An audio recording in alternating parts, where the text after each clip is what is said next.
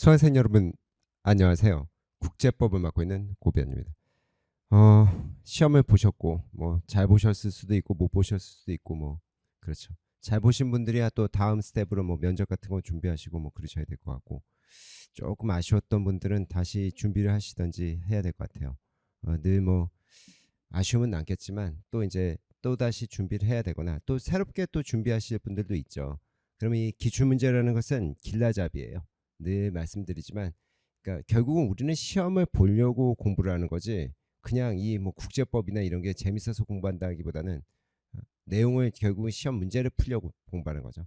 그렇기 때문에 어떤 식으로 나오는지를 보고 나서 아 이런 느낌이구나를 알고 해야 되고 뭐 이미 보신 분들은 다 느낌이 있겠지만 아 이런 식으로 또 경향이 바뀌는구나 또는 이제 아, 어떤 쪽으로 또 공략해서 공부를 해야 되겠구나 이런 이제 바로미터가 되기 때문에 이 내용들의 이제 해설을 좀 보시는 게 좋다는 말씀입니다.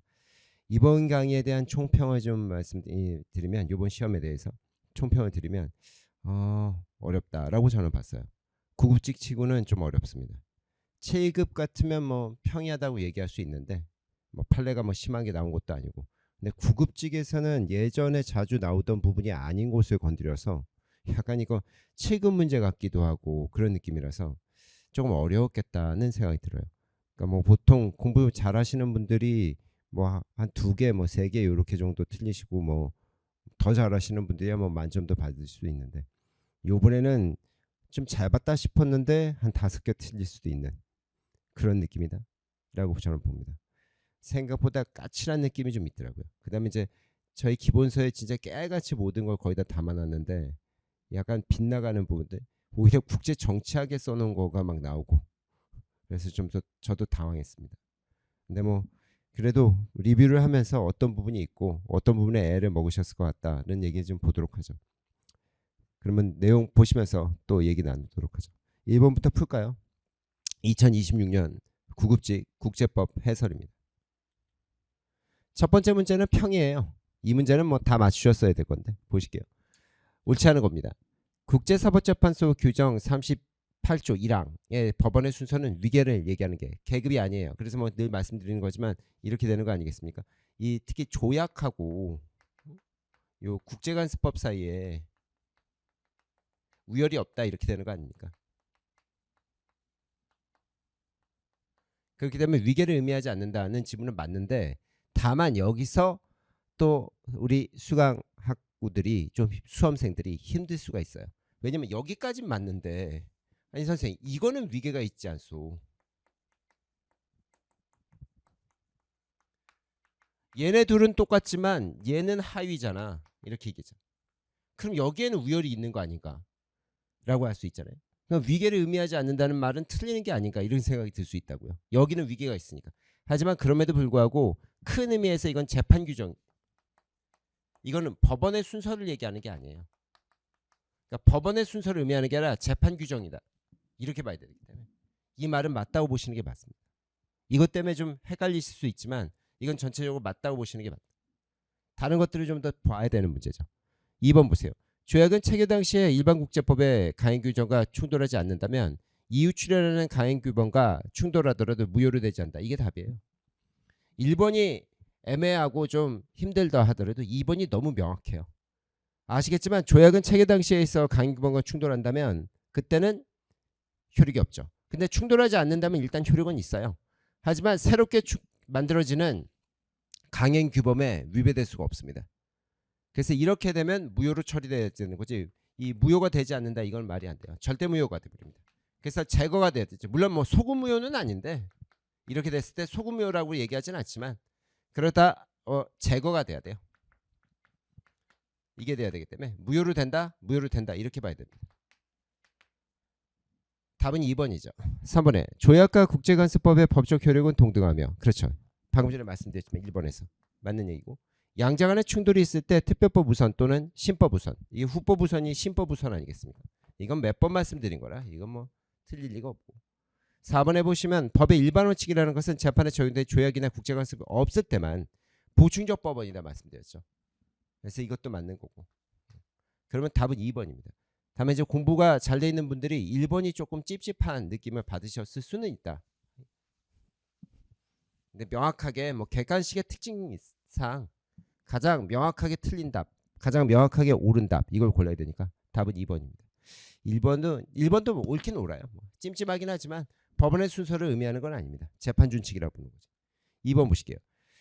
조약법 협약상 전권위임장에 대한 얘기가 나옵니다. 옳지 않은 것. 1. 국제기구에 파견된 국가대표.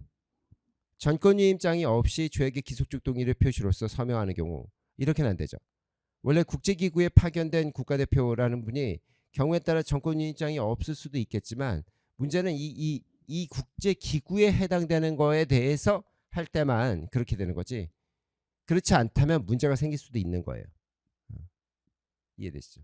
그런데 국가의 추인이 있더라도 그 서명의 행위는 법적 효력이 없다. 이러면 이건 틀려요. 위쪽의 문제에서 만약에 국제기구에 파견된 국가대표가 그 국제기구와 관련해서 뭐는 할 수 있다고 했어요? 교섭은 할 수 있는 거잖아요. 근데 기속적 동의 문제가 발생할 수 있는 문제인데 전권위임장이 없다면, 그런데 문제는 추인이 들어가 버리면 이거는 상대적 무효이기 때문에 성질이 이런 거 추인 들어가면 효력이 긍정될 수 있어요. 효력이 없다라고 단언할 수가 없습니다. 답은 1번일 가능성이 높은 거죠. 2번 보실게요. 파견국가 접수국 사이에 조약문의 채택을 목적으로 하는데 외교 공관정은 전권위임장을 제시하지 않아도 자신의 직무상 국가를 대표하는 걸로 간주된다라고 얘기하는 거잖아요.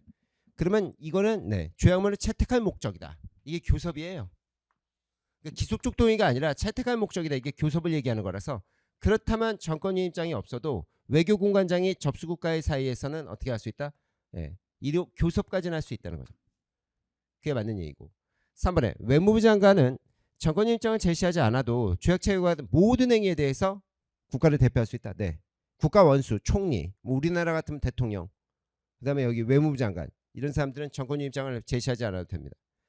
4번에 권한 있는 당국은 공무원을 얘기하는 거예요. 전권위임장에 국가를 대표할 사람으로 한 명만 지정할 수 있는 것이 아니고요. 여러 사람을 지정할 수도 있어요. 뭐 그 불가능하지 않습니다. 교체해도 되는 거고 상관이 없어요. 이거에 대해서.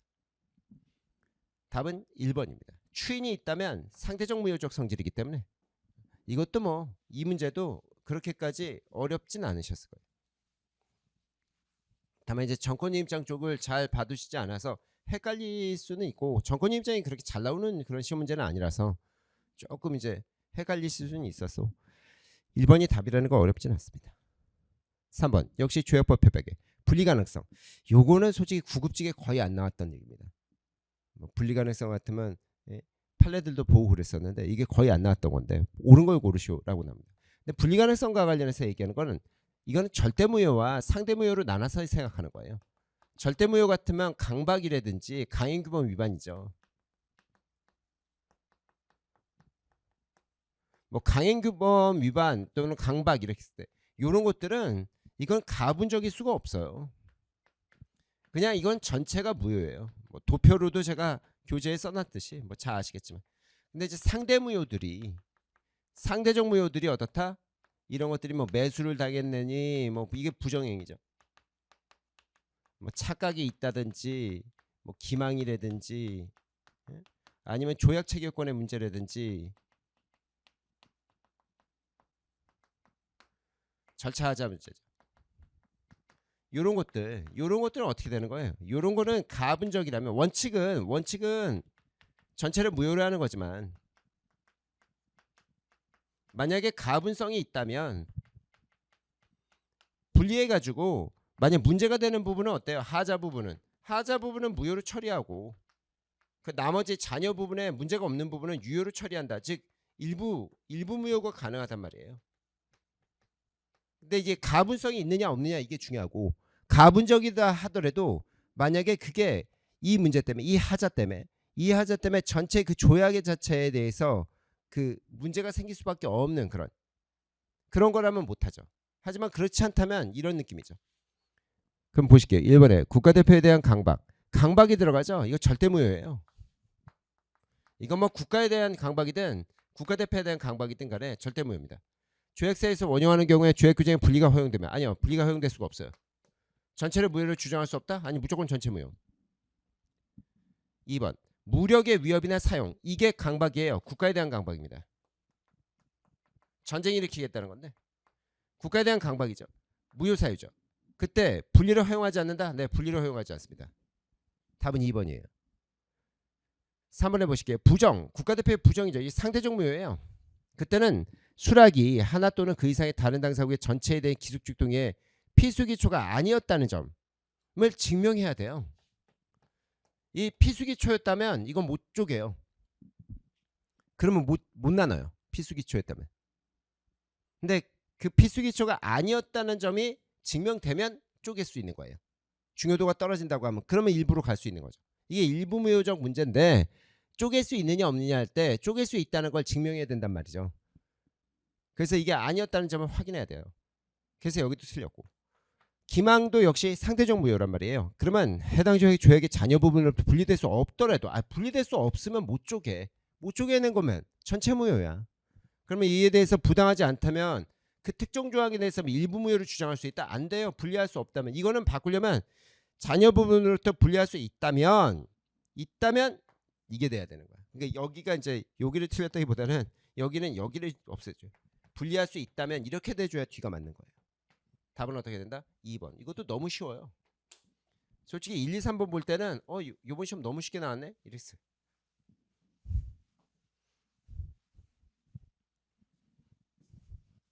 근데 뭐 시험이라는 게 그렇게 쉽게 나올 리가 없죠. 4번 보실게요. 4번에 국가, 그 다음에 국유재산의 관할권의 면제, 주권면제입니다. 뭐 주권면제는 맨날 나오니까 이거는 뭐 몇 번 저도 말씀드렸고 여러분도 뭐 열심히 보셨을 거라 생각보다 어려운 문제인데 쉽게 맞출 수 있었을 것이다. 옳은 것 겁니다. 1. 국가가 다른 나라의 법을 적용하기로 합의했다. 이거 가지고 주권면제가 되는 게 아니에요. 그냥 준거법으로 그 법을 따르겠다는 거지 그 재판에 가겠다는 뜻이 아니에요. 어떤 국제법적 문제들에서 뭐 중재재판 같은 거 있을 때 그 나라 법을 그 재판 준칙으로 가져와도 괜찮다 이렇게 얘기하는 거지 그 나라의 어떤 법정에 쓰겠다는 게 아니에요.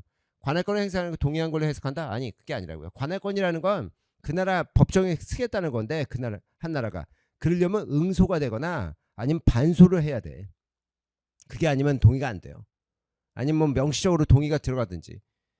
2번 국가대표자가 증인의 자격으로 다른 나라의 재판에 쓴다고 해서 이게 주권면제를 포기하고 재판에 들어간 걸로 볼 수가 없어요.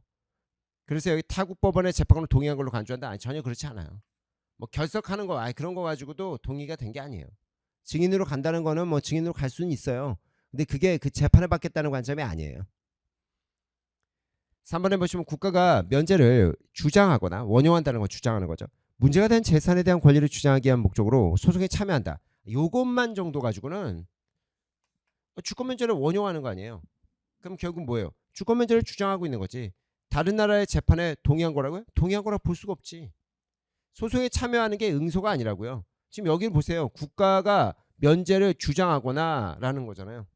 그러니까 여기는 주권면제를 주장하면서도 그 문제가 되는 재산의 관리에 대한 주장이 필요하기 때문에 소송에 참여하는 거지 그게 그 재판에 들어가겠다는 게 아니에요. 자기들의 의견을 제시하겠다는 거지. 그래서 이것도 요게 근데 조금 헷갈리실 수가 있었을 것 같아. 이게 여기까지는 다 맞춘데 이게 갑자기 의문이 생겼을 가능성은 높아. 근데 이걸 왜냐면 이런 표현을 제가 교재에 써놓지는 않아가지고 여러분들이 요게 좀 이게 맞나? 이게 소송에 참여하면 응소 아닌가? 이렇게 이제 착각을 하실 가능성이 높긴 하지. 그 점이 조금 이제 걱정은 되더라고요. 4번에 보시면 국가가 다른 나라의 법원의 관할권 행사에 대해서 국제협정이나 서면 계약으로 명시적으로 동의를 했다. 그러면 다른 나라에 제기된 소송에 대해 면제를 더 이상 주장할 수 없다. 당연한 거 아니에요. 왜냐면 이거는 동의가 되었다는 건 뭐예요? 조약이나 이런 걸로 미리 정해놨다는 거잖아요. 주권 면제를 주장하지 않기로.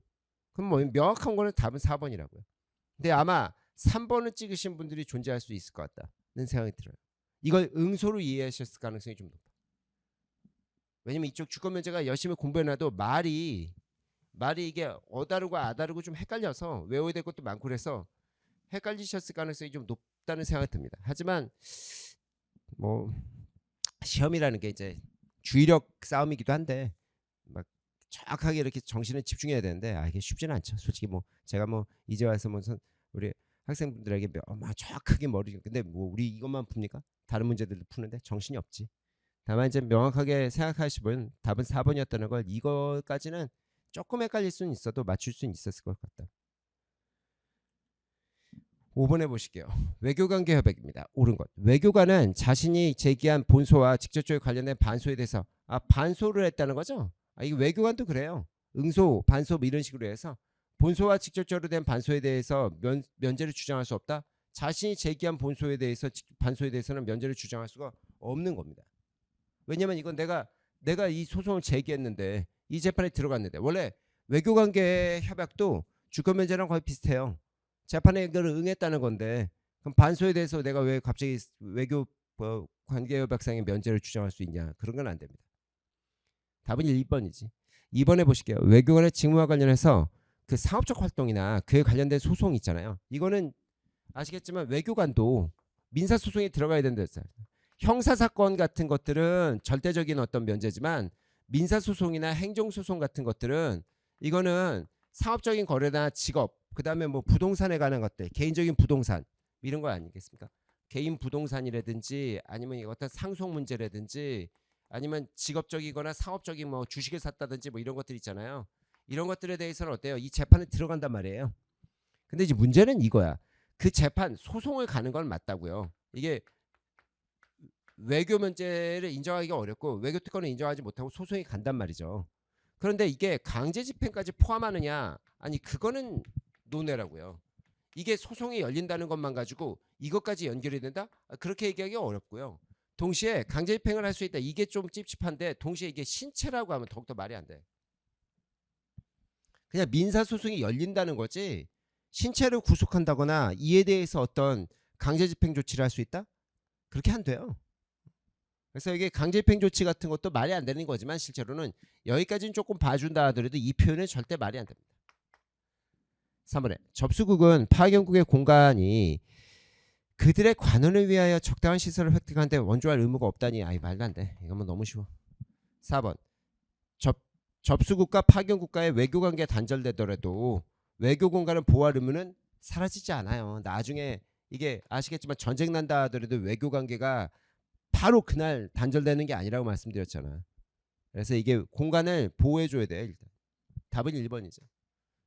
이거야 뭐 쉬운데 2번을 또 헷갈리셨으면 또 방법이 없는데 3, 4번을 헷갈리셨을 가능성은 없고 2번은 신체를 건드릴 수 없다는 걸 아시면 답은 1번으로 고르실 수 있죠.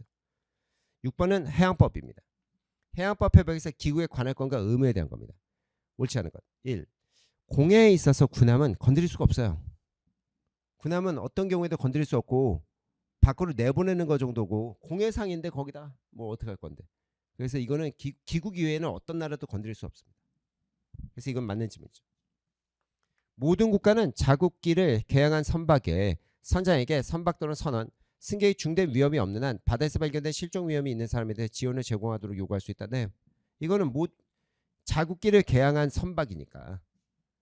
그럼 이렇게 되면 이건 기국이라는 거잖아, 이 나라가. 그러면 별다른 위험이 없다면 표류하는 것들이나 뭐 이런 사람들을 도와달라, 조난을 도와달라 이렇게 명령할 수 있죠. 그러나 하여튼 지원을 제공하도록 요구할 수 있고. 그러니까 이 모든 국가라는 게 무슨 해적 같은 그런 걸 얘기하는 게 아니에요. 이 모든 국가가 자국기를 개항한, 그러니까 우리나라는 우리나라 길을 개항한 선박한테 이런 명령을 할 수 있는 거고, 일본은 일본 길을 개항한 우리나라한테는 안 되고, 중국은 중국 길을 개항한 걔한테. 근데 이제 이 지문이 다만 어려운 거는 우리 시험에 한 번도 나온 적이 없는 지문이에요. 그래서 이걸 처음 보시기 때문에 저희 교재에도 아마 이걸 안 써놨을 거예요, 제가. 왜냐면 나온 적이 없어.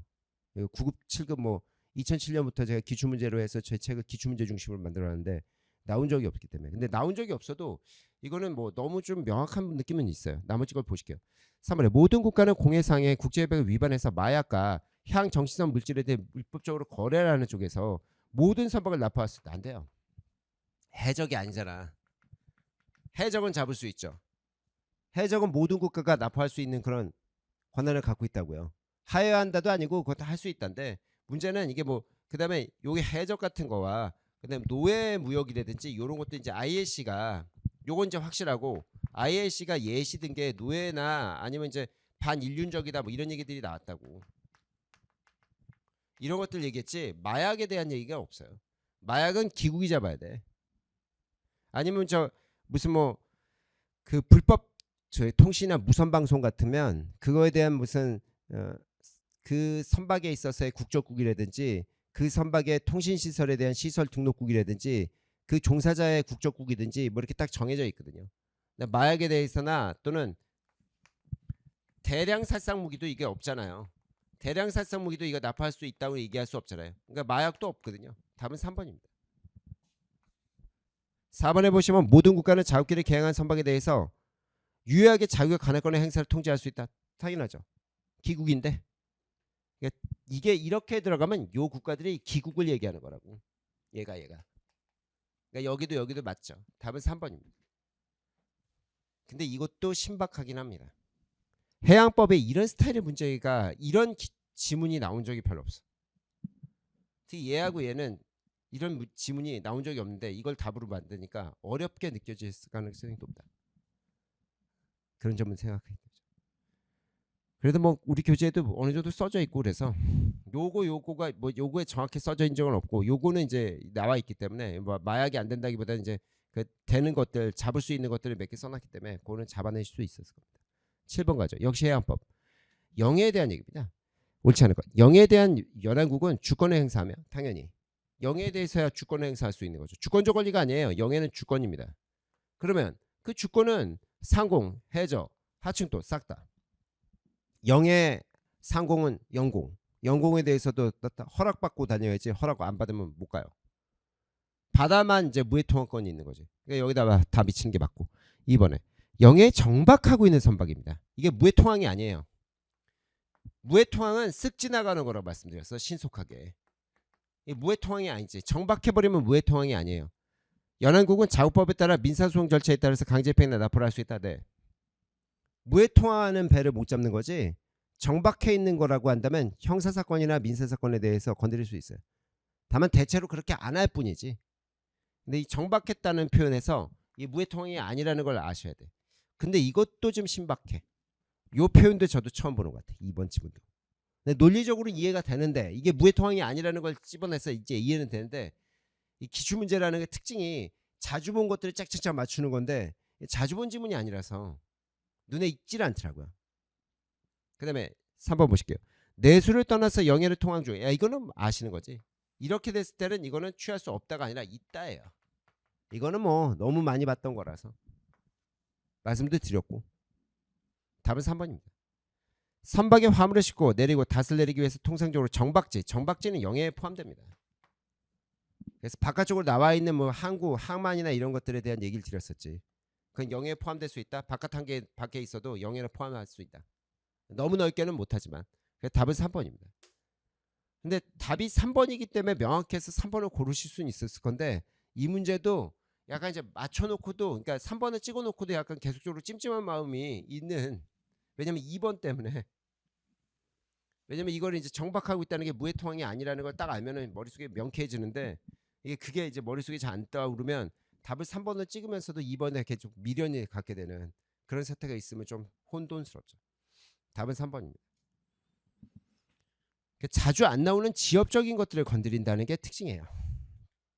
8번 갑시다. 기본적 권리 의무. 이거 어렵습니다. 보세요. 이거 어려워요. 일단 국가의 주권평등, 분쟁의 평화적 해결, 국내 문제 불간섭. 이거야 뭐 너무 잘 아는 거죠. 근데 그거에 대한 국가의 기본적 권리 의무가 1970년 유엔 총회에서 채택된 국가 간 우호관계와 협력에 관한 국제법 일반 원칙에 대한 선언에 최초로 확인되었다는 건 저도 몰라요. 나도 이 지문을 본다면 그래? 난 모르겠더라고. 난 이게 있는 줄은 몰랐어.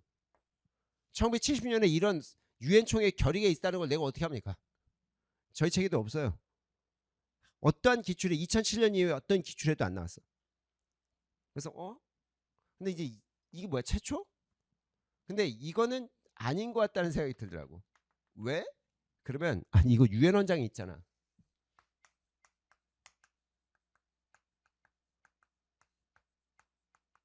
유엔 원장 2조에 있는 거잖아. 유엔 원장 언제 만들어졌어요? 1945년에 만들어졌는데 뭘? 이게 최초라고 얘기한다? 뭘 확인해? 그래서 이게 뭐지? 전혀 모르겠더라고. 근데 이게 뭐야? 근데 여기는 다 좋은데 모르겠는데 최초라는 게 좀 찜찜하더라고. 근데 뭐 어쨌든 나머지 봤죠. 51조. 이걸 뭐 자위권이라는 건 안전문제에서 보고돼야 된다. 너무 쉬운 거고. 몇 번 봤던 거고. 3번 국내 문제와 관련해서 사건도 국제평화 안전을 파괴하는 거 위협, 평화에 대한 파괴 뭐 이러면 뭐 유엔의 강제 조치가 가능한 뭐 몇 번 말씀드렸고 특히 탈냉전 이후에 평화에 대한 파괴나 이런 걸로 이걸 많이 이제 하고 있다. 근데 이제 인도적 게임 문제 때문에 논란이 되고 있다. 이런 얘기 드렸고. 그다음 PCIJ 때 이게 어려운 거지. 윈블던 사건이라는 게 있었어요. 근데 이게 이제 이걸 제가 뭐 로토 수업 사건은 진짜 열심히 말씀드렸는데 이거를 윈블던 사건을 제가 막 열심히 말씀드린 적이 없고 이런 게 이제 7급 문제거든 실은 나오면. 근데 이게 9급에 나오니까. 그러니까 여기를 걸린 게 아닌데 이거와 이게 문제야. 윈블던 사건이라는 건 어떤 거냐면 1923년에 이렇게 덴마크 있어요. 요렇게 해서 이게 네덜란드, 벨기에 있고 여기 프랑스고 이렇고 여기가 독일이에요. 근데 1차 세계대전 이미 끝났어. 그래서 독일 졌는데 여기 폴란드인데 이 소련 애들이 폴란드랑 전쟁하고 있었어요. 왜? 뺏어 먹으려고. 그래? 소련이 소비에트 연방을 만든 다음에 또 이거 폴란드 땅 뺏어 먹으려고 전쟁하고 있었어? 네. 그런데 영국 애들이 도와주려고 영국이 소련 싫어했거든. 프랑스도 싫어해 소련을. 왜냐면 러시아 황제 있을 때 영국하고 프랑스하고 러시아가 황제 있을 때 좋았거든. 그래서 여기가 도와준다고 이렇게 돼 있거든요. 요렇게 가려고 하는 거야. 요렇게 여기 킬 군항이라고 해서 여기 독일의 발틱 함대에 이 군항이 있어요. 여기서 1차 세계대전 마지막에 이제 킬 군항에서 반란이 일어나서 1차 세계대전에 독일이 반란 때문에 지는 건데 여기인데 여기에 운하가 있어요. 이렇게 작은 이 운하로 가면 엄청 빨리 가는 거야. 이쪽을 뭐 이렇게 뚫는 건 아니고 이렇게 해서 운하가 있어. 그래서 이렇게 해서 빨리 갈 수 있거든. 폴란드 도와주려고 했거든. 프랑스하고 영국이 군수물자 가져가려는데 독일이 뭐라고 하냐면 중립을 선언했거든. 근데 중립에 뭐라고 돼 있냐면 중립 선언한 국가는 어디에 편도 쓰면 안 돼요. 그래서 자기네 땅은 니들이 못 간다고 얘기해. 왜냐면 이 소련과 폴란드 전쟁에서 자기들은 중립이기 때문에 니들이 갈 수가 없다고 얘기해. 근데 영국이 프랑스가 뭐라고 했냐면 영국과 프랑스가 베르사유 조약을 얘기해요. 베르사유 조약은 기본적으로 독일이 졌기 때문에 영국, 프랑스 한 편 먹고 쉽게 얘기하면 독일하고 이렇게 해서 조약을 맺어놓은 건데 그 조약에서 이 독일이 져야 되는 의무가 있어. 그러니까 졌기 때문에 패전국이기 때문에 승전국에 대해서 길을 내줄 게 있으면 길을 내줘야 된다는 그런 규정이 있어요. 그러니까 얘들이 이걸 얘기해. 너는 중립을 얘기할 수는 있다. 그러나 우리랑 먼저 베르사유 조약을 맺어놨기 때문에 파리 강화 조약이나 이런 거에 입각하면 네가 길을 내줘야 되는 게 너의 의무다. 라는 거예요. 그래서 결국은 독일이 패소합니다. 독일이 져 이걸. 영국 프랑스가 그 당시에 세니까 결국 뭐 PCI제도 영국 프랑스 손들어준 거지. 내가 봤을 때 논리적으로 독일 애들 얘기가 맞지. 중립하면 못 가는 거지. 근데 어쨌든 영국 프랑스가 이렇게 얘기하니까 PCI제도 눈치 보고선 영국 프랑스 말이 맞다. 조약에 입각한다면 그게 먼저다 이랬다고. 그래서 이 사건이 1923년에 일어난 재판이에요. 근데 그때 국가가 주권행사에 제약하는 조약, 이게 베르사유 조약이지. 이때 국가는 독일이에요. 독일은 주권행사를 제약하는 조약을 맺어놓은 거야. 베르사유 조약에서 영국, 프랑스가 시키면 시키는 걸 좀 해줘야 된다는 조약, 그 규정을 갖고 있었던 거야. 길을 내줘야 되는. 그 조약을 체결했는데 그때 그게 주권 그 자체를 포기한 건 아니다. 이런 얘기는 했어요. 뭐냐면 PCI제가 뭐라고 했냐면 독일이 베르사유 조약에서 영국, 프랑스에게 쉽게 얘기해서 어떤 협조해야 된다는 걸 써놨다 하더라도 그게 일종한 주권의 제약을 규정해 놓은 거죠. 하지만 그렇다고 해서 독일 그 자체의 주권을 포기한 건 아니기 때문에 독일이 중립을 선언하는 건 자유다. 그러나 일단 어떤 조약이 있다면 그 조약이 뒤의 행동과 어긋나면 안 된다. 그래서 독일이 패소한 게 돼버렸지. 다만 이제 프랑스한테만 배상하라고 했던 사건입니다. 근데 이건 너무 어려워. 솔직히 구급직에서는. 그래서 제가 아마 이거를 깊이 있게 설명을 못 드렸던 걸로 같고. 그러니까 여러분들이 이거를 1번과 4번에서 찍기가 어려웠을 거고 저도 순간적으로 찍기가 어려웠어요. 근데 이제 이걸 제는 알고 있었기 때문에 너만 알고 우리한테 안 가르쳐주면 어떡해. 교재 간단하게 썼는데 이거를 설명을 안 했어. 가로치고 윈블던 사건 이 정도만 써놨지. 요 지문을 써놨는데 요즘은 주권의 행사를 제약하는 조약이 있다 하더라도 주권의 포기는 아니라는 그 지문과 가로치고 이 사건을 써놓긴 했어요. 근데 이 사건을 설명한 적이 없어가지고 아마 여러분들이 좀 아쉽더라고요. 죄송하기도 하고. 답은 1번입니다. 근데 이거는 이제 최초가 아니에요. 유엔 원장이 있거든. 45년에. 근데 이 문제는 너무 어렵더라고요. 보면서. 그래서 와, 9급직을 이 정도 내면 센데. 그래서 1번부터 쭉 괜찮았다가 여기서 와, 좀 문제 어렵다. 이런 느낌을 받았죠. 그다음에 9번 갈게요. 국가관할권에 대한 얘기입니다. 국가관할권 같으면 첫 번째 1번 보실게요. 옳지 않은 것. 국가 관할권이라는 건 주권에 대한 구체적 발현 형태다. 이 표현도 기출에 나온 표현이 아니야. 처음 봤어 나도. 근데 이거는 뭐 너무 당연해. 그럼 국가 관할권이라는 게 그럼 주권의 행사겠지. 발현이라는 게 행사를 얘기하는 거거든요. 한자 말이라 말들이 좀 어려운데 뭐 이런 거 잘 모르고 너무 추상적이면 그냥 맞다 보시면 돼. 너무 추상적인 말들은. 2번 보세요. 집행관할권이라는 것은 자구의 영토에 국한되는 게 원칙이다. 근데 영토적 한계를 극복하기 위해서 범죄 인도제도 같은 게 만들어져 있다. 네. 집행권이라고 하면 경찰 생각하시면 돼. 경찰이 사람을 잡을 때야 우리나라 안에서 잡는 거지 뭐 경찰이 무슨 중국이나 일본이나 미국 가서 잡겠어? 근데 범죄인 인도 그러니까 뭐야 미국이나 일본이나 중국한테 잡아다 달라고 하는 거지. 그렇기 때문에. 그래서 이게 범죄 인도제도가 집행관할권을 연장시키는 그런 구조라고 있게 되고 3번에 대한민국 형법은 우리나라 내에서 죄를 범한 것뿐만 아니라 외에서도 어떻다 선박 항공기에 대해서 죄를 기국주의 대한민국 외에 있어서 공해상이나 이런 것들 이건 뭐 3번 들었으니까 아실 거고 4번에 해양법과 관련해서 공해에서 발생한 선박 충돌의 사고 로토스 사건 얘기하는 거 아닙니까?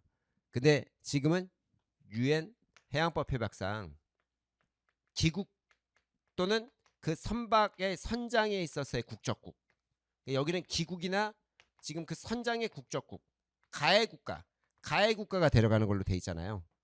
선장의 형사 책임에 발생하는 선장에 대해서 형사 절차는 기국 또는 선장의 국적국 외에 다른 국가에서도 제기할 수 없다예요. 로토스 사건은 이게 된다고 했었지. 그래서 투르키예가 가져갈 수 있다고 얘기했지.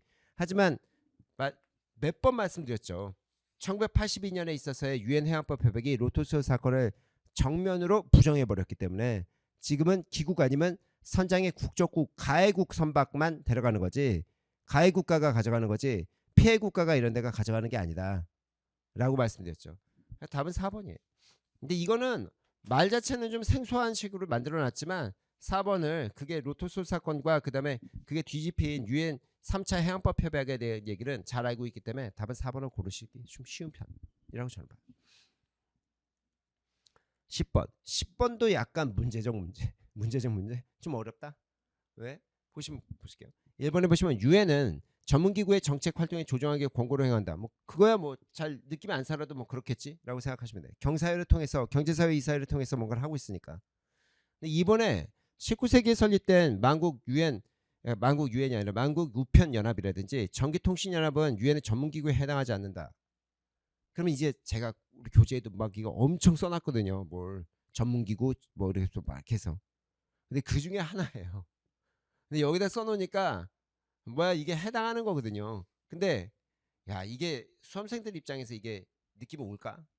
아니, 왜냐면 제가 뭐 그거 그렇게 쫙 써놓긴 했는데 그걸 뭐 유심히 보지도 않았고 유심히 제가 얘기 드리지도 않았고 여러분이 뭐 유심히 볼만한 사정도 아니고 그래서 야 이게 이런 거 문제 내네 라고 너무 지엽적인데 이런 생각이 들더라고요.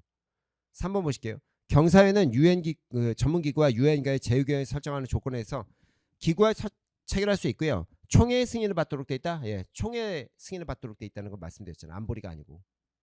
이걸 말씀드렸던 거고. 유엔 총회에 의해서 4번 그러한 권한이 부여될 수 있는 전문기구는 그 범위 내에서 ICJ에 뭘 권고적 의견을 요청할 수 있다고요. 답은 이게 2번인데 이게 문제적 문제라고 얘기하는 게 어려운 게 이게 선뜻 손이 안 가. 그러면 어쩌면 괜히 3번 같은 거 찍으실 수가 있어. 그러니까 안보리 승인 아닌가 이런 생각이 들어서 답은 2번인데 생각보다 이것도 쉬운 듯 하면서 어려운 문제라고 저는 봤어요. 11번 진짜 어렵습니다. 보세요. 유엔 총회입니다. 나 유엔 총회 이렇게 어렵게 내는 거 난 처음 보세요. 유엔은 모든 회원국으로 구성되며 거기까지 맞죠? 193개 모든 회원국으로 구성되는 건 맞는데 각 회원국은 총회에 7명까지 대표를 출석시킬 수 있다. 모르겠어 이거. 보는 순간 뭐야 7명? 안 되나? 1명인가? 안전보장이사회는 1명을 꼭 둬야 되는 걸 아는데 뭐 총회는 대표가 가나? 대표 누가 가나? 전혀 모르겠더라고요. 근데 이렇게 돼 있더라고요. 5명을 보내는 거래요 대표를. 그러니까 5명까지야. 그다음에 교체 대표. 그러니까 대표를 교체할 수도 있기 때문에 스페어를 5명. 그러니까 총 많으면 10명까지 둘 수 있는 거예요. 이게 어디 나와 있냐면 유엔 총회 헌장도 아니고 유엔 헌장도 아니고 유엔 총회 의사진행 규칙이라는 게 있더라고. 나도 이걸 보고 뭐 검색해서 알았지. 난 우리 교재에도 있지도 않지만 난 처음 봤어 이걸. 그래서 뭐 어쩌자는 거야 이게. 대표가 출석할 수 있는 거야? 몇 명이야? 모르겠더라고요. 그래서 이거 모른다. 2번 보세요. 총회 회부된 국제평화 안보의 규제에 대해서 어떠한 문제에 대해서 토의 또는 권고할 수 있다. 그렇지. 총회는 이게 가능한 거지. 이런 생각이 들었어요. 되지. 그 다음에 3번 보시면 만 2년에 분담금 연체되는 경우 정지당하잖아요. 근데 정지당하는데 투표권 정지할 수 있는 거거든요. 허용할 수 없다. 근데 문제는 그 사유와 상관없이 이 부분이 틀려. 연체 사유를 봐서 판단한다는 게 우리 교재에도 이미 써져 있고 제가 그때도 말씀을 드렸어. 그래서 이게 정지시킬 수는 있는데 거의 정지시키는 바가 없다고도 말씀드렸어. 이건 틀려. 그럼 답은 2번이 유력한 거지. 근데 보시면 중요한 문제에 대해서 총회 결정은 출석 투표하는 3분의 2의 찬성을 가결되며 기권은 투표로 간주하지 않습니다. 이것도 맞는 거야. 그래서 여기 보면서 답이 2개인데 뭐야 이거? 이거 틀린 문제 맞네. 옳은 거 고르는 거네. 나 갑자기 4번 찍어야 되나 생각했어. 아닌가? 그래서 그럼 뭐야? 이게 맞고 이게 맞으면 이건 틀리는 거 같은데? 나 전혀 모르겠더라고. 근데 이게 뭐지? 이거 맞는데. 근데 이제 여기가 틀렸다는 거지. 왜? 보시면 총회가 어떠한 문제에 대해서도 국제 평화에 대해 안보에 대한 것도 토의 또는 권고할 수 있어요. 다만 조건이 뭐냐면 여기가 이렇게 돼 있거든. 그 조약 위원장이 요거를 못 한다는 게 아니라 총회 회부된 어떠한 문제, 총회 회부되지 않아도 어떠한 문제에 대해서 토의 또는 권고할 수 있으나 국제 평화나 안보에 대해서는 이 안건이 올라오면 국제 안보나 평화에 대해서 안건이 올라오면 이거는 뭐다 회부하기 전후에 안보리에 어떻다 알려야 돼. 안보리에 알려야 돼. 안보리가 먼저 할 수 있는 권한을 줘야 돼. 그래서 그렇다면 여기가 명확하지 않다고 보는 거예요. 이 부분 때문에. 왜냐면 법조문 자체는 총회에서는 어떠한 문제에 대해서 뭐 나오거든요. 토의할 수 있고 그 다음에 어떻다 요청사항이 있다면 안보리 요청이 아니라 회원국이라든지 이런 쪽에 안전보장이사의 요청이 있다면 권고할 수 있다 이렇게 되거든요. 그 다음에 이 국제평화나 안보에 대해서는 안보리가 만약 보고 있을 때는 안보리의 권고가 없으면 일단은 권고할 수 없다 이렇게 돼 있잖아요. 그러니까 요청이 있는 한에 있어서 권고할 수 있는 거고 이렇게 돼 있기 때문에 이 부분이 이렇게 써놓으면 명확하지 않다는 거예요. 불가능하다는 게 아니라 명확하지 않다는 거야. 그래서 명확하게 답이 맞는 건 4번이라 이거예요. 근데 이것도 어렵더라고요. 이건 나는 2번과 4번이 머릿속으로 잘 떠오르지 않더라고. 그리고 오히려 기권은 투표로 간주하지 않는다. 이거는 명확한데. 근데 갑자기 이거를 생각할 때, 안전보장이사에는 기권을 투표로 인정하지 않는데, 총회는 기권을 투표로 인정하는 건가? 그런 생각이 오만 생각이. 왜냐면 1번부터 모르겠으니까. 이건 너무 어려워. 답은 4번이지만 너무 어려운 문제였던 것 같아요. 틀리셨을 가능성도 좀 있는 것 같고 저도 이거는 머리가 띵하더라고요. 찍으라면야 2번 아니면 4번 중에 찍었을 것 같고 틀렸을 가능성은 매우 높고. 12번 보실게요. 외국인의 지위. 이거는 비교적 그나마 쉽습니다. 보실게요. 국제법상 국가는 외국인의 입국을 허용할 의무가 있으며 여기서 벌써 틀려. 입국 거부가 국제 위법 행위라고요? 아니 전혀 그렇지 않고. 칼보조항이죠. 칼보조항은 뭐예요? 아르헨티나의 외무장관 아닙니까? 외국인의 국적이 외교적 보호권을 행사할 수 있으면 이게 아니라 오히려 채권 회수를 위해서 이거를 외교적 보호권 같은 거 함부로 사용하지 말라는 거잖아요. 그 당시 이제 여기가 19세기 말 20세기 초에 남미 지역이 자꾸 영국 프랑스가 넘실거렸거든. 어떻게 먹어볼까 해가지고. 그래서 칼보라든지 나중에 보시는 뭐 드라고 이런 사람들 모였어요. 안 된다. 그러지 마라. 뭐 계약 같은 거 이행 안 됐다고 해서 채권을 뭐 회수하겠다고 외교적 보호권 사용해서 전쟁 들어오지 마라. 그러니까 이게 오히려 바뀌어 있다고. 이거는 외국인의 국적에 대해서 외교적 보호권 행사한다는 건 나중에 외교적 보호권의 일반 얘기고 칼보조항은 그게 아닙니다. 3번에 대한민국 헌법에 따르면 외국인은 국제법과 조약이 정하는 바에서 그 지위가 인정된다. 이게 헌법 6조 2항인데 답은 그래서 이게 3번이거든요. 근데 우리 교재에 헌법 6조 2항을 써놓지 않았어 제가. 왜 한 번도 나온 적이 없거든 또 시험에. 6조 1항은 하자 말씀드렸거든요. 조약과 국제관습법, 일반적으로 승인된 국제법규는 국내법과 동일한 효력을 갖죠. 그래서 그 국내법이 뭐냐? 그럼 법률이다. 이건 미친 듯이 설명드렸거든. 왜 그게 맨날 시험 나왔으니까. 근데 헌법 6조 2항을 이걸 여기다 내놓은 줄이야. 저는 알았어요. 헌법 6조 2항이라는 걸. 그래서 아이고. 근데 이거를 내가 설명드린 적이 없어서 어떨까 싶더라고. 근데 요거는 틀리다는 걸 아셨을 거야. 외교족보 초안에서 이 복수국적권 사이에서 이 외교족보권을 행사할 수 없다고요? 아니지. 프리더미넌트한 국가가 할 수 있다고 몇 번 말씀드렸잖아요. 맨날 미국하고 이스라엘 뭐 이래가지고 어떤 이중 국적자가 있는데 뭐 미국에 살고 있으면 미국이 뭐 이스라엘에 대해서 뭐 외교족보를 사용할 수 있습니다. 그렇게 얘기 드렸기 때문에 이건 틀렸다는 걸 확인하실 수 있다고. 그래서 그렇다면 이거는 확실히 틀리고 이것도 틀리다면 이렇게 일하는데 칼보 조항을 알고 계셨을 거니까 어렵지만 3번은 쉽게 어렵지만 3번은 쉽게 맞춘다. 아니 3번을 보신 적은 없지만 3번을 맞출 수 있지 않았을까 하는 생각을 해봅니다. 아까 11번보다는 쉬운 문제죠. 11번은 진짜 극악의 문제고 13번도 좀 어려워요. 국적인데 국적을 이렇게 낼 줄이야. 보실게요. 국적은 보통 우리나라 국적법 냈는데 여기서 뭐 각 뭐라고 해야 될까? 그 일반적인 협약들의 국적과 관련된 얘기를 써놓으니까 되게 생소해 보이더라고요. 그러면 세계인권 선언에 따른 모든 사람은 국적을 가질 권리가 있다. 뭐 이건 당연할 거 아니겠습니까? 뭐 이거 몰라도 우리 교재에 써져 있긴 해요. 근데 뭐 줄도 쳐져 있지 않고 기출이 아니라서 써는 놨는데 뭐 이거 말고 이제 다른 권리들 한참 말씀드렸죠. 뭐 재산권은 있는데 민족 자격권은 없고요. 뭐 이거 설명드렸지.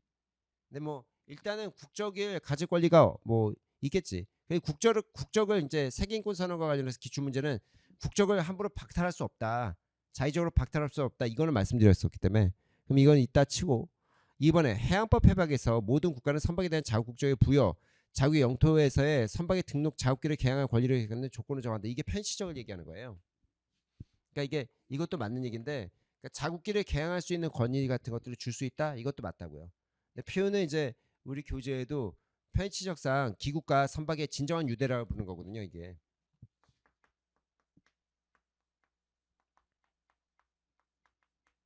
다만 진정한 유대라고 해놓고도 편의치적이 가능하다고 제가 설명드렸었지. 그 얘기라서 이게 맞는 건데 이 표현이 한 번도 나온 적이 없어. 이 법조문이거든요. 이게. 그래서 법조문이라 이게 나온 적이 없어서 또 이거를 보신 적이 없으니까 이게 딱 한 거지. 맞다고 보기가 좀 애매하고 찝찝한 거지. 그런 식의 문제가 진짜 많더라고요. 3번에 여성차별 협약에서는 요건 시험에 나왔었던 거고 저희 교재에도 제가 잘 써놨고 외국인과 결혼이나 혼인 중에 이 아빠죠. 그러니까 아빠가 아니구나. 여기 이제 남편이죠. 남편. 이때 부는 남편이에요. 남편의 국적 변경으로 국적이 자동적으로 변경되지 않도록 확보해야 된다. 네. 이거는 명확하게 규정돼 있어요. 그리고 예전에 기출이에요. 이거 7급지 2018년 기출이라 교재에 써져 있고 한번 제가 언급은 했었어. 근데 이게 막 대단한 건 아니라서 제가 설명을 막 깊이 드리진 않았고 그러니까 이게 7급씩 나오는 건데 이거 9급에 쓰니까 우리나라 국적법은 이게 틀린 건데 이게 자동 상실되거든요. 이렇게 되면 뭐 외무부 장관이고 모자주고 다 필요 없거든. 자동 상실되는 거거든. 그래서 이게 틀리는 거고 이게 답인데 근데 4번 말고 2번 같은 거 찍고 계실 가능성이 높아. 왜? 이게 법무부 장관과 외무부 장관 그거를 제가 설명을 드렸었거든. 그래서 이게 웬간하면 다 법무부 장관인지 외무부 장관이 아닙니다. 이렇게 제가 설명드려서 그거에 꽂혀 있거든. 순간적으로. 그러면 여기 보는 순간 국적 상실은 어떻게 되는 거지? 아, 잘 모르겠는데. 법무부 장관 맞잖아. 아, 맞네. 아, 이거 한 번도 본 적이 없는데 이게 찝찝하다. 답은 2번. 이렇게 갈 가능성이 있거든. 이게 생각보다 어려운 문제입니다. 이거는 너무 지엽적인 부분에서 끌고 왔기 때문에 한 번도 본 적이 없는 지문이기 때문에 답을 어떻다? 4번인데 2번 찍고 가실 가능성이 꽤 있어. 이것도 좀 14번은 그냥 틀리라고 낸 겁니다. 왜? 핵무기에 대해서 제가 써놓긴 했지만 이건 국제정치지 이게 국제법인가? 이걸 9급직에 던지나? 7급에 던져야 되는 거 아닌가 이건? 나는 그렇게 생각해. 이건 7급직에 던져야지. 국제정치를 그래도 7급직은 영사직은 같이 공부하니까 이걸 맞추는 거지만 아니 9급직은 국제정치를 배우지 않는데 우리 교재에 써는 놨지만 이거 다 이렇게 열심히 써놓지도 않았다. 이건 한 번 나온 적이 없어. 국제법에서 나온 적이 없어요 이게. NPT는 좀 나왔지만. 그럼 보세요. 핵무기 비확산에 대한 NPT 같은 경우에 있어서 원자력 기구하고 안전조치협정에 체결하도록 규정하고 있다. 맞는데 수험생 같으면 몰라.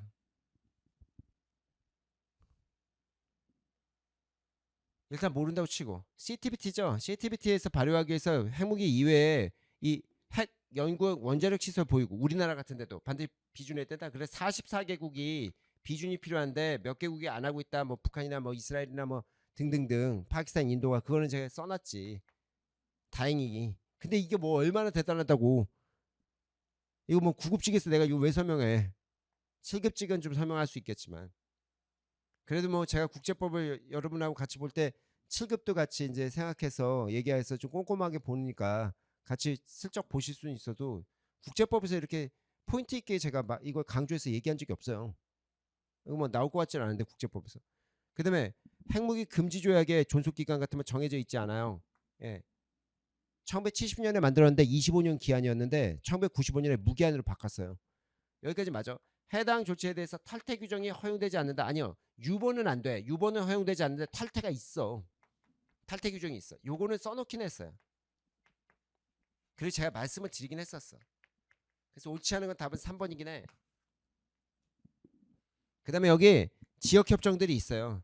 그래서 뭐 남미에서 먼저 지역협정 만들고 그 다음에 아프리카도 협정 만들어 놨고 그 다음에 아시아 쪽도 2025년에 만들었어. 그래서 이런 것들이 있어서 근데 이제 이게 답은 3번인데 이것도 맞다는 건데 이게 한 번도 이거 7급에 나와도 이거 7급에 나와야지 왜 9급에 나오나. 진짜 어렵구나. 왜냐면 이건 틀릴 가능성이 높습니다. 근데 뭐 여러분만 어려운 게 아니겠죠. 15번 봅시다. 무력 사용의 규제에 대해서 옳은 것. 여기 부존조약 있죠? 부존조약은 자위권을 부정하지 않습니다. 엄격하게 통제하지 않아요. 부존조약은 1928년에 만들어진 건데 이건 자위권을 긍정한다고요. 통제가 거의 없다고 제가 저희 교재에도 그렇게 써져 있어요. 통제가 거의 없다고. 이거에 대해서 자위권은 부정할 수가 어떻게 있어. 유엔 원장도 부정하지 않는데. 다만 이제 시한의 통제나 이런 게 있지만 부존조약 때는 그런 통제도 없다고요. 그다음에 리그 오브 네이션 규약은 그 위반해서 전쟁을 개시한 회원국에 대해서 경제 조치를 취할 의무를 다른 모든 회원국에게 부과하고 있다. 이것도 어려워. 이게 국제연합은 이게 있다는 걸 아셔.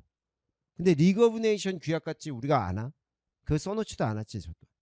이것도 이제 국제연합은 맞는데 국제연맹이 이게 맞냐고. 그러면 너무 어려운 거지.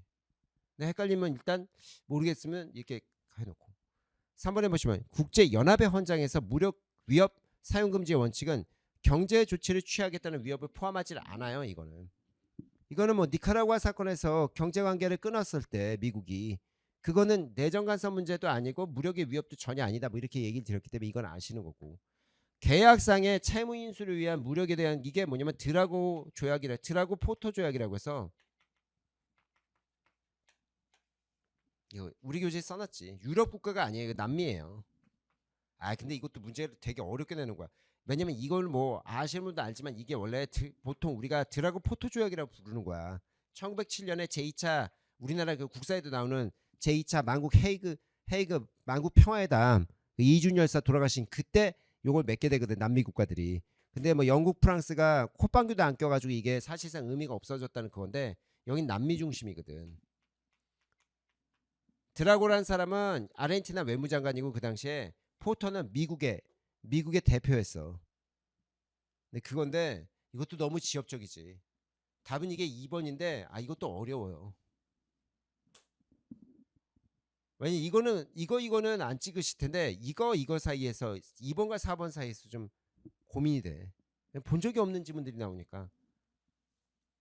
교재에 써져는 있습니다만 2번은 안 써져 있어요. 국제연맹에서 이거는 왜냐면 국제연합은 요걸 써놨는데 국제연맹에 대해서는 제가 이거는 안 써놨거든. 이야 쉽지 않다. 답은 2번이에요. 여기서 이 10번부터 한 12번 10번부터 해서 15분 사이의 문제들이 한 4문제 정도가 연속으로 좀 어려워. 그래서 성적이 많이 떨어질 수도 있겠구나 하는 생각이 들더라고요. 16번부터는 다시 돌아옵니다. 그래 조약법 협약이 또 3문제까지 냈는데 조약법 협약이 쉬워 보일 줄이야. 죄화법 회백이 생각보다 내용이 어려워서 어려운데 죄화법 회백이 쉬워 보이더라고요. 1번 보세요. 죄액에 달리 규정하지 않으면 유보에 대한 이의는 언제든 처리할 수 있다고요. 그건 너무 뭐 더 설명드릴 필요도 없고, 죄액에 달리 규정하지 않으면 죄액 처리에 대해서 수락한 국가의 동의가 필요하다고요. 철회를 위해서 수락한 동의 필요 없습니다. 왜? 유보를 처리하는 건 좋은 거야. 유보가 없는 조약이 이루어지는 거니까 동의가 필요 없어요. 답은 2번. 이건 뭐 몇 번 봤던 거고 기출문제도 몇 번 나왔던 거라 이건 그냥 기출문제만 돌려도 맞출 수 있는 거라서. 3번. 조약의 달리대에서 뭐 합의되는 경우를 빼고는 이해 처리는 유보를 표명한 국가가 그 통보를 접수한 때만, 그렇죠. 그 국가가 통보를 접수한 때만 효력을 갖는 거고, 그래서 서면으로 하는 거잖아요. 그래서 모두 서면으로 한다고요. 그래서 다른 국가에 통지해야 된단 말이야. 답은 2번인데 이거는 뭐 유보는 한참 설명드렸고 기출문제만 푸셔도 이거는 맞출 수 있는 내용이니까. 남극조약 나옵니다. 남극조약도 봤던 거라. 남극조약에서 어떤 규정도 기존의 남극지역에 대한 영토를 포기한 걸로 해석되진 않아요. 그냥 동결이라고 말씀드렸잖아. 근데 이 동결을 포기로 이해하시면 안 된다고. 동결한다고 했었지 포기가 아니었다고. 옳은 거고. 남극지역이 평화적 목적으로 사용되는 건 당연한 거 아니에요. 군인을 갖다 놓을 수는 있는데 뭐 거기다 군사 기지를 만드는 건 아니다 이렇게 얘기했잖아. 그다음에 감시원이 왔다 갔다 할 수 있다는 것도 말씀드렸다고. 근데 물론 이제 갈 때 알리고 가야지 뭐 부시에 이렇게 들이닥치고 그러면 안 되지만 언제든지 어떻다 할 수 있다 공중감시를. 그럼 답은 4번이에요. 남극조약이 발효 중에 발생하는 행위나 활동은 그 주권에 대한 청구권의 주장, 지지 또는 부인하는 근거가 될 수 없다예요. 왜? 동결이기 때문에. 동결이기 때문에. 왜냐면 이걸 뭐 했다고 자기가 뭘 했기 때문에 내가 영토 주권을 갖겠다? 영토 주권의 주장의 근거가 될 수가 없다고. 주장의 근거, 지지의 근거, 그걸 다른 나라에 그걸 부인하는 아니라고. 그거의 근거가 될 수 없어요.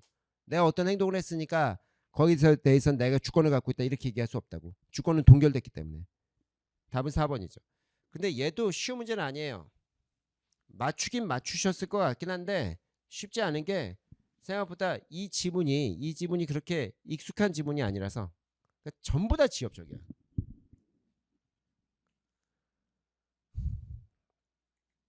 18번 가자. 통과통행을 얘기하는 거죠. 국제협에 대한. 옳은 것. 통과통행은 이 모든 선박과 항공기가 향유할 수 있어요. 근데 군함도 가능하죠. 이게 아시겠지만 국제협이라는 게 EEZ와 EEZ를 연결한다든지 아니면 EEZ와 공해를 연결하든지 아니면 공해와 공해를 연결하는 거 아니겠습니까? 이게 국제협이라고요. 그럼 이게 군함도 다 가능하다고. 그 투르키예 해협이 가장 대표적인 거잖아요. 보스포러스 해협이나 이런데 흑해에서 지중해로 빠져나오는 거 그게 가장 대표적인 거고 말라카 해협이다 뭐 이런 것도 EEZ와 EEZ 또 이런 연결하는 거니까. 근데 이건 아니라고. 그러니까 EEZ와 영해를 연결하는 게 아니라고요. 이런 거는 무해통항이지. 인정하려면 무해통항 인정하는 거지 통과통항이 아니에요. 아니면 공해와 영해를 연결하는 건 무해통항이 가능한 거지 영이니까. 이게 아니지. 그래서 이거는 이제 군함도 갖는 거고 EEZ의 일부와 영해 사이에 보세요. 이때 여기가 틀려. 통과통항이 아니야. 무해통항은 맞고 모두가 아니야. EEZ와 EEZ 공해와 공해 EEZ와 공해를 연결하는 거지 EEZ와 영해를 연결하는 건 무해통항이라고요. 그 다음에 해협 내 내수가 아니었던 거에 다시 이 직선지선 때문에 내수가 되면 무해통항을 허용해줘야 된다고.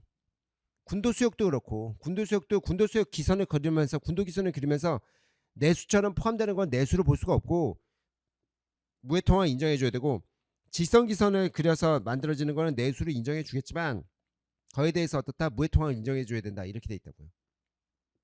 그럼 답은 이건입니다. 해협이 연안국의 섬과 본토에 대해 형성된 경우 그러니까 이렇게 돼 있는 거지. 이렇게 해서 이렇게 이게 알바니아 코르프 해협 사건이에요. 이 알바니아하고 이 코르프라는 섬이 알바니아 섬인데 여기 사이에 요거 그러니까 마치 우리나라에 있어서 그 뭐라 진도와 우리나라 뭐 이런 느낌? 아니면 뭐 거제도 뭐 이런데 그 사이 길. 강화도는 뭐 갯벌이 돼가지고 거의 배 다니기 힘들고 요런 건데 여기를 지나가는 걸 얘기하면 무해통항이지. 통과 통항은 허용될 수가 없어요. 무해 통항이지. 이런 건 무해 통항이지. 그래서 이 코르프 해협 사건도 무해 통항을 인정한 거지 통과 통항을 인정한 게 아니라고요. 그래서 유엔 해안법 협약 3차에서 이 얘기를 해. 배타적 경제 수역의 통과 항로에 대해서 그 섬의 반대쪽에 바깥쪽에 바다 쪽에 다른 그 통항 항로가 있으면 이걸 통과 통항을 인정할 수가 없다. 무해 통항을 하는 거지. 답은 4. 그래도 요거는 그래도 노멀하게 맞출 수 있지 않나 싶습니다.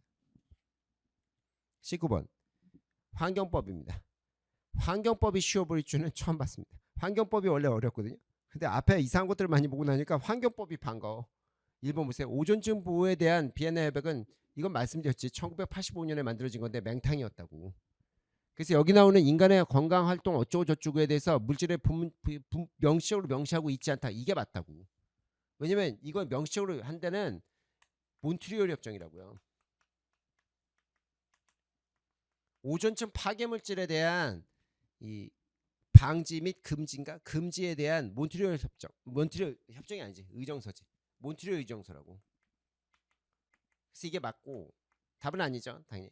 파리 협정 2015년에 맺은 게 이게 INDC라고 해서 이게 어떻게 된 거예요? 국가 결정 기여를 하고 해서 자기들이 얼마큼씩 줄이겠다는 걸 먼저 자기네들이 얘기를 해야 돼. 모든 당사국이.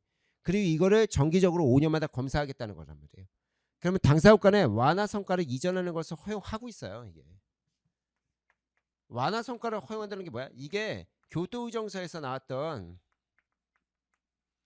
배출권 거래 개념을 일부 갖고 있어. 배출권 거래 개념은 이걸 일부 갖고 있다고. 그래서 줄인 국가는 그만큼 어떻다? 딴 나라한테 팔 수가 있다고. 개념이. 근데 이것도 어렵지. INDC가 있고 이거를 점검받는다는 것까지는 얘기 드렸는데 이게 배출거래처럼 완화 성과가 이전된다는 거 제가 설명드린 적이 없거든. 근데 이제 여기를 맞출 수 있는 게 나머지가 너무 명확해서 그래. 기후변화에 대한 유엔의 기본협약, 이게 1992년에 이유협약 아니겠습니까? 그러면 공동 그러나 차별된 책임, 지속가능한 개발, 뭐 맞는 얘기고. 그 다음에 기후변화에 대해 역시 똑같이 1990년에 여기서 교토의정서지. 이건 97년 교토의정서지. 이렇게 하면 교토의정서. 청정개발 제재가 있다고 말씀드렸잖아. 그래서 이거는 오니까 답이 어떻다? 2번을 찍게 되네. 그러니까 약간 소고법처럼 이거가 명확하게 맞기 때문에 답은 2번인데 2번도 이 지문이 쉽지 않은 거는 이거를 어떻다? 이 완화 성과 이전이라는 배출거래 방식이라는 게 있다는 거를 우리 교재 없죠 또. 보면서 이거 뭐 얼마 어디까지 넓혀서 다 써놔야 되나 싶을 정도로. 그럼 뭐 진짜 책이 뭐 그러면 한 2,000 페이지 돼야 될 텐데 그게 되나? 그건 뭐 저에게 숙제가 남겨진 거지만 참 찝찝하고. 답은 어쨌든 2번이었습니다. 20번 보실게요. 이것도 경제법을 거의 많이 안 내더니 마지막에 한 문제 내더라고요. 경제법 원래 2문제만 이렇게 냈는데. 네, 경제법을 그때 대신 낼 때 다자협약을 냈더라고요. 다자무역협정을. SPS입니다. 위생 조치에 대한 검역 조치죠. 개발도상국에 대한 특별한 고려를 규정하고 있으나 최빈 개발국에 대한 고려를 포함하고 있지 않다. 아니요, 포함합니다. 이런 것들은 다 포함하는 거예요. 모든 협정이 개도국과 최빈 개도국에 대해서 얘기하고 있어요. 하나도 빠짐없이. 그래서 이거는 무조건 있는 거야 그냥. 답은 그래서 1번입니다. 그 다음에 TBT. TBT 같을 때 표준 같은 거 있잖아요. 표준 같은 것들이 문제가 되잖아요. 그러면 개도국을 인정을 해줘. 개도국의 어떤 이런 이 적합절차 같은 게 조금 빠지더라도, 즉 국제 표준에 보다 조금 하회하더라도 인정해준다. 네, 개도국 우대해주거든요. 근데 보조금 쪽도 마찬가지예요. 보조금도 개도국 쪽에서 만약에 원래 수출 실적에 따른 보조금 같은 건 금지되죠. 하지만 개도국에 있어서는 이를 적용하지 않는다는 게 개도국에 대해서는 이 수출 실적에 따른 보조금을 일부 인정해줘요. 개도국 우대 정책이 있거든. 노협협정은 개도국 우대 정책이 명확해요. 그래서 여기 보시는 것처럼 일반적으로 제공되는 투자 보조금에 대한 국내 보조 감축 의무에 대해서 면제된다고 규정하고 있다. 네. WTO가 만들어질 때 개발도상국들을 많이 포함시키기 위해서 최대한 많이, 우리나라도 이거 개도국이라 그 당시에는 많은 혜택을 받았었지. 한 30년 전에 이게 만들어질 때는. 답은 이게 1번인데 다자협정들을 이렇게 모아놓으니까 생각보다 이것도 문제가 쉽지 않았죠. 이렇게 해서 우리가 주어진 20문제를 저랑 같이 다 보셨습니다. 근데 계속 제가 말씀드린 게 뭐예요? 쉽지 않다, 쉽지 않다, 쉽지 않다. 한 10번 때까지는 와 이거 너무 쉬운데? 라는 생각했어. 와 이거 너무 노멀하게 내줬구나. 그래도 다행이다 이랬는데 11번, 10번부터 11번부터 15번까지가 와 씨. 이거 7급직 문제를 이렇게 던지네. 7급에 나와도 만만치 않을 것 같은데? 라고 했고. 하여튼 너무 모든 게 지엽적이야. 뒷부분에 가면. 그래서 여러분들이 만약에 이제 9급직을 공부하신다 하더라도 저랑 같이 하실 때 와 하여튼 그냥 이 잡듯이 해야 될 것 같아요. 제가 강의 수가 같이 보시면 아시겠지만 90강 정도 돼요. 94강이야. 7급직 하시는 분들도 같이 보시라고 이제 9급직만 말고도 그래서 하여튼 빠짐없이 설명드리려고 막 나중에는 저도 막 혼미해. 내가 얘기하다가 내가 막 정신을 못 차려. 그 정도거든요. 근데 와 이걸 어디까지 해야 될까 하는 게 걱정입니다. 걱정. 9급직 공부하시는 분들도 좀 꼼꼼하게 공부를 해야 되는 그런 사정이 있을 것 같아요. 국제법도 다른 것도 뭐 공부하시는 게 진짜 어려울 텐데 국제법도 최대한 제가 도움이 될 수 있게끔 문제를 기출 문제만이 아니라 문제를 좀 만들어서 좀 해야 될 것 같아요. 문제를 만든다는 게 뭐냐면 기출 문제가 아닌 기출이 아닌 걸 자꾸 내니까 기출만 풀어가지고는 커버가 안 될 것 같아요. 그래서 뭐 그거는 제가 하여튼 고민을 해서 여러분 도움이 될 수 있도록 문제를 제가 만들어야 될 것 같아요. 문제를 만들어 가지고 제공하는 쪽으로 해서 여러분의 도움을 연습을 계속 시켜 드려야 될 것 같다는 생각이 듭니다. 하여튼 고생하셨고 좋은 결과 있으신 분들은 또 다 아까도 말씀 처음에 들었지만 다음 스텝 면접 빨리 준비하시고 좋은 성과 계속 이어서 완성시키셔야죠. 근데 좀 힘드셨던 분들 또 준비하셔야 된다. 너무 시리에 빠지지 마세요. 인생은 깁니다. 근데 물론 이제 계획을 다시 짜야죠. 너무 막 시리에 빠져 있고 그런 거는 뭐 저도 옛날에 뭐 그런 경험이 있었던 사람이지만 시간만 까먹어요. 그게 슬퍼하는 거나 뭐 하여튼 뭐 혼란스러운 거 그건 사람 마음이니까 그렇지만 그러면 시간만 까먹지. 결단은 빨리빨리 해야 돼요. 모든 것이든. 좋은 결과를 가져오기 위해서는 다시 한번 이제 전열을 가다듬어야 될 필요성이 있다. 이런 말씀드립니다. 어쨌든 여러분들 최대한 제가 도울 수 있도록 최대한 노력하도록 하겠습니다. 매번 그렇게 얘기만 하고 좀 부진한 것 같은 생각이 많은데 저스로도 반성을 좀 많이 했습니다. 하여튼 우리가 본 강의 또 문제풀이 강의에서 만나 뵙고 또 함께 할 수 있도록 열심히 해갑시다. 새롭게 준비하시는 분들도 공부를 조금 더 폭넓게 해주셔야 될 것 같다는 생각은 해봅니다. 자 그러면 저는 본 강의 또 문제풀이 강의 같은 데서 만나 뵙도록 하겠습니다. 수고 많으셨고 다음에 뵙겠습니다.